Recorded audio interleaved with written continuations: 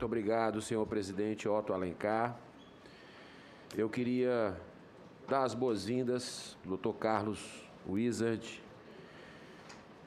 ao mesmo tempo que confesso me sentir frustrado, com todo respeito ao senhor, por não poder aqui ouvir alguns questionamentos feitos por colegas que acompanham essa CPI e provavelmente por mim também, que junto com a minha equipe trabalhamos aqui em algumas perguntas importantes para serem esclarecidas. Acredito que o STF, o nosso Supremo Tribunal Federal, mais uma vez se equivoca, atrapalha nossos trabalhos. Ele que mandou a gente abrir essa CPI, que não deixa vir governadores aqui para a gente poder rastrear a corrupção. E, nesse momento, também impede que o senhor possa falar, responder perguntas que eu acho que seria muito esclarecedor para a nação, até para que o senhor possa, de alguma forma, eu tive pesquisando sobre a sua vida, mostrar o seu trabalho humanístico, o seu trabalho cristão. Muitas pessoas se arvoram para falar em Cristo aqui.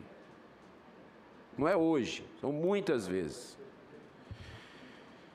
E usam muito, senador Exalci, da conveniência. Isso é muito grave. O que a gente planta, a gente vai colher. Ninguém fala o nome de Cristo ou de Deus em vão. As mesmas pessoas que citam, que brincaram com a palavra de Deus aqui, semanas atrás, numa saudação que eu fiz, brincaram, gargalharam aqui na palavra de Deus, hoje usam para lhe constranger. Mas na hora, por exemplo, de investigar a corrupção, na hora de se observar maus feitos com o dinheiro do povo,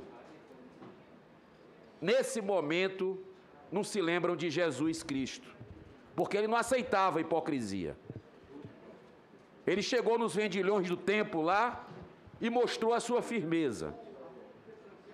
E eu acredito que essa comissão, senador Otto, ela vai mostrando a cada dia a sua cara. Mas eu vou fazer perguntas ao senhor, mesmo de alguma forma o senhor negando a resposta. É um direito que o senhor tem, mas é um direito que eu tenho também de fazer perguntas. Em 2018, o senhor passa a atuar no projeto Brasil do Bem e vai a Roraima para apoiar as ações da Operação Acolhida. No início, o senhor demonstrou esse trabalho. Nessa atividade, consta que sua dedicação pessoal deu apoio a mais de 12 mil venezuelanos que fugiram da ditadura, repito, senador Marcos Rogério, da ditadura que massacra nossa vizinha Venezuela. Que ações especificamente o senhor desenvolveu lá? Qual foi a sua relação com as Forças Armadas brasileiras nesta ação específica?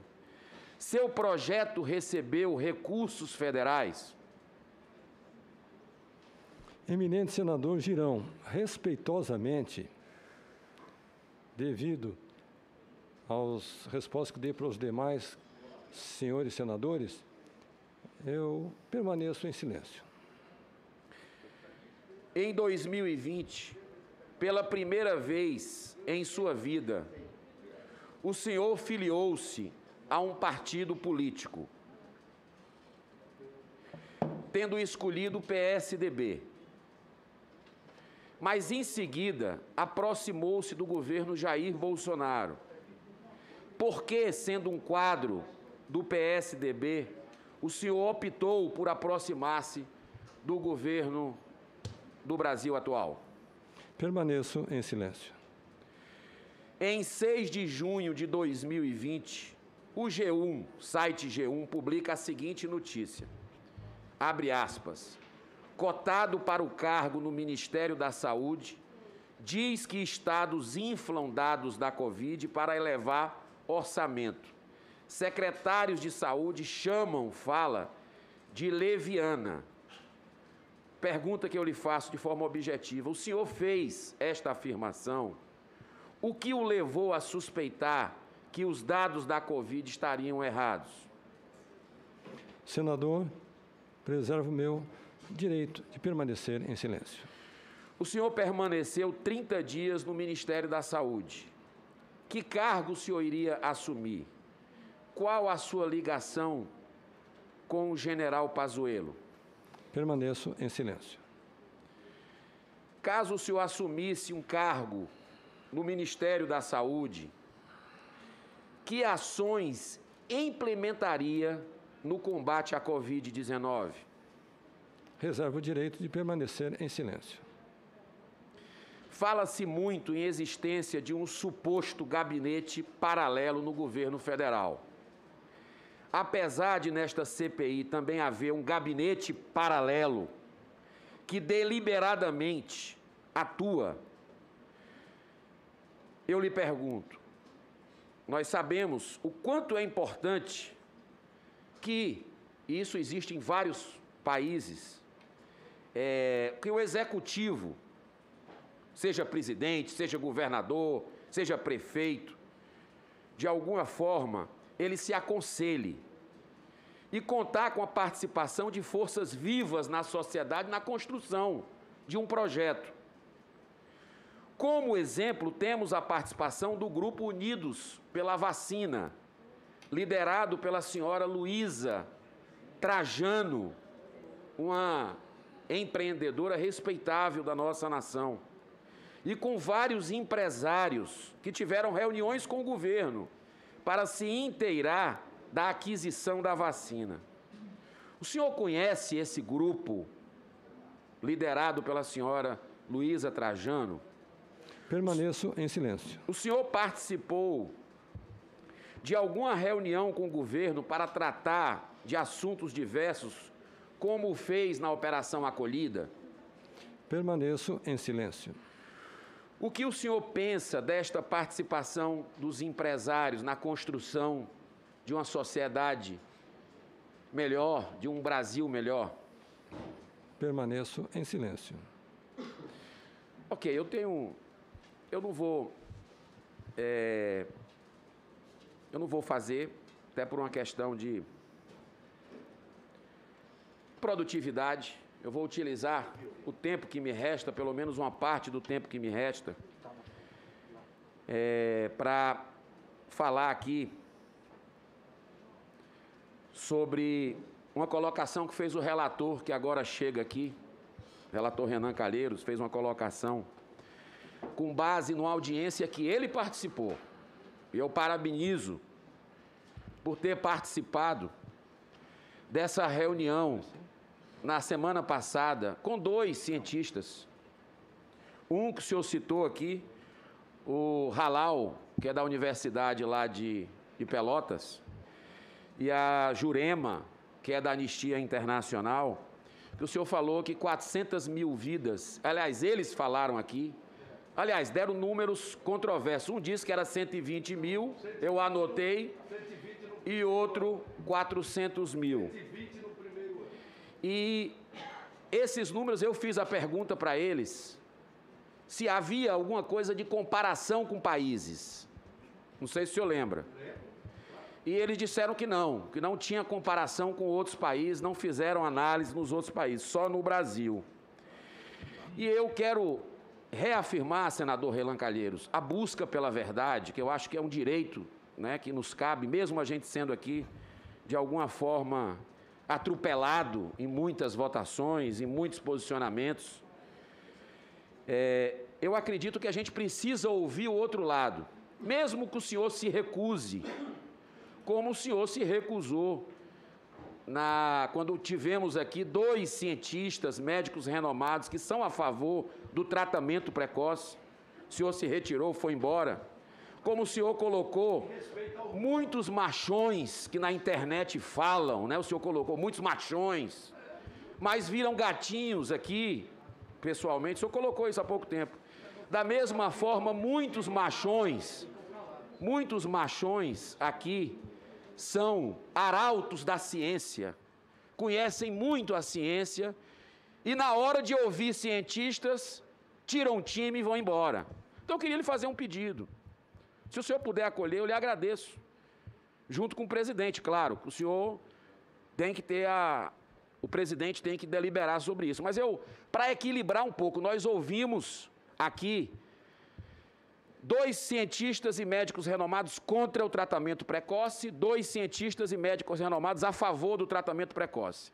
Nós ouvimos, semana passada, 2 cientistas que são contra o posicionamento que foi dado, o encaminhamento, com relação a isolamento, a táticas não farmacológicas de lidar nessa pandemia. Eu queria pedir que a gente ouvisse o outro lado, para a gente, mesmo que o senhor não fique aqui, mas que a gente possa ouvir o outro lado. Inclusive, eu quero lhe dar uma boa notícia.